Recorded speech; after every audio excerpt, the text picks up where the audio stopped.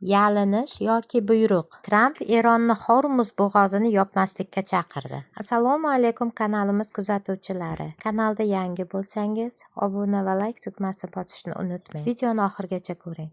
AQSh prezidenti Donald Tramp agar Eron Hormuz bo'g'ozi orqali neft tashishni to'sishda davom etsa, mamlakatga nisbatan yanada kuchli zarbalar berilishini bildirdi. Bu haqda Oq uy rahbari Truth Social ijtimoiy tarmog'ida yozib qoldirdi. Uning ta'kidlashicha, agar Eron Hormuz bo'g'ozida neft oqimini to'sishga qaratilgan har qanday harakatni amalga oshirsa, AQSh Eronga hozirgacha berilgan zarbalardan 20 barobar kuchliroq zarba beradi. Tramp shuningdek AQSh oson yo'q qilinadigan obyektlarning ham yo'q qilinishini, bu esa Eronning davlat sifatida tiklanishi deyarli imkonsiz qilib qo'yishini aytgan. U olov, o'lim va g'azab ustiga tushishini ta'kidlab, biroq bunday holat yuz bermasligiga umid qilishini ham qo'shimcha qilgan. AQSh prezidentining aytishicha, uning bu bayonoti Xitoy va Hormuz bo'g'ozidan faol foydalanayotgan boshqa davlatlar uchun sovg'a hisoblanadi. O'z navbatida Islom inqilobi qo'riqchilari korpusi vakili general Sarvar Naibiy bergan bayonotida Eron AQSh va uning ittifoqchilariga